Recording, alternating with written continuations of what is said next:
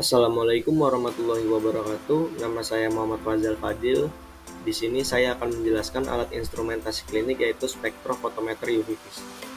Baik, langsung saja ke pembahasan materinya. Pengertian dari alatnya ialah alat yang terdiri dari spektrometer dan fotometer.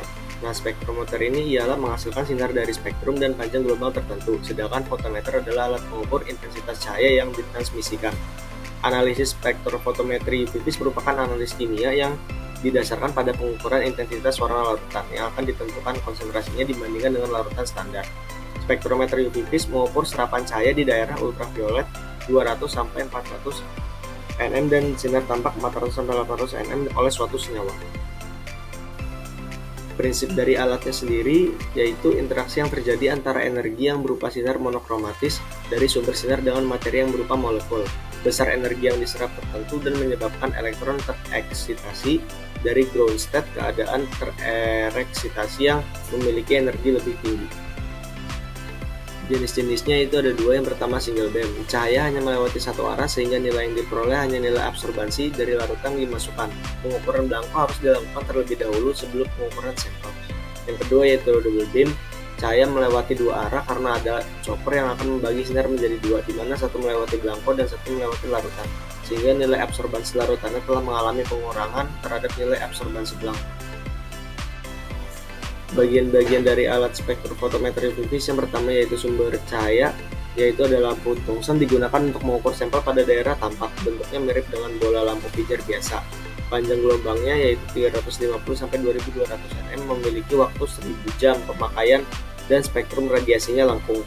Yang kedua yaitu lampu deuterium, dipakai pada panjang gelombang 190 sampai 380 nm, spektrum radiasinya lurus dan digunakan untuk mengukur sampel pada daerah UV, memiliki waktu pemakaian 500 jam. Selanjutnya itu ada cuvette, yaitu merupakan sel untuk menaruh cairan ke dalam berkas cahaya spektrofotometer. Bahan kasnya digunakan untuk panjang gelombang sinar tampak dan bahan kuarsa untuk sinar UV. Pada spektrofotometer UV vis double beam, panjang cuvette-nya harus sama.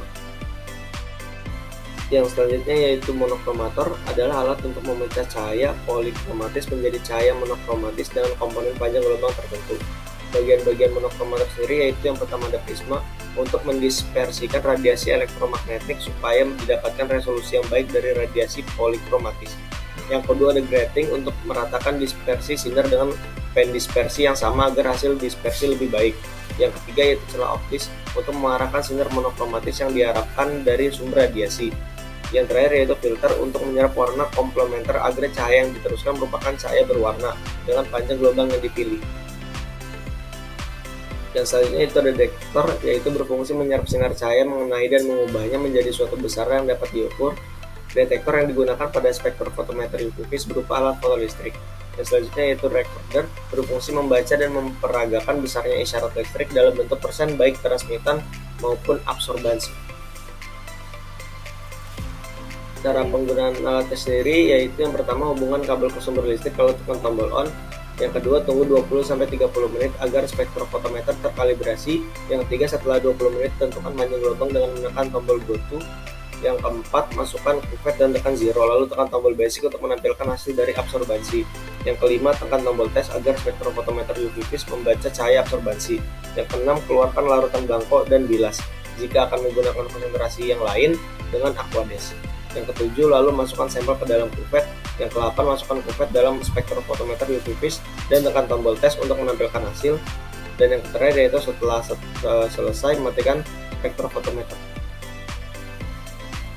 Lalu dari troubleshootingnya sendiri, yang pertama yaitu penyebab kesalahan sistematik yang sering terjadi dalam analisis menggunakan spektrofotometer adalah serapan oleh pelarut. Hal ini dapat diatasi dengan penggunaan belangko, yaitu larutan yang berisi matrik selain komponen yang akan dianalisis.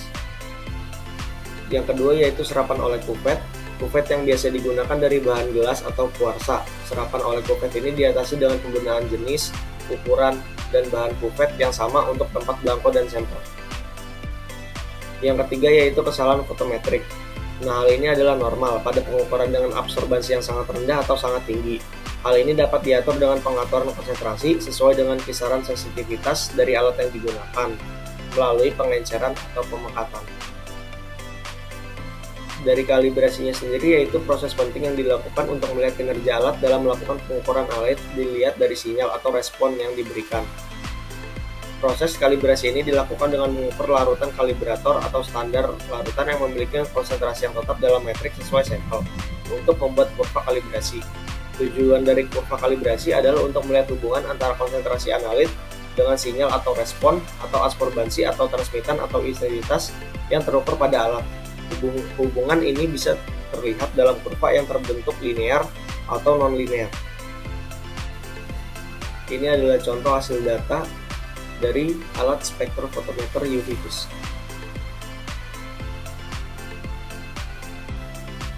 Terima kasih, sekian penjelasan alat spektrofotometer UV-Vis dari saya. Wassalamualaikum warahmatullahi wabarakatuh.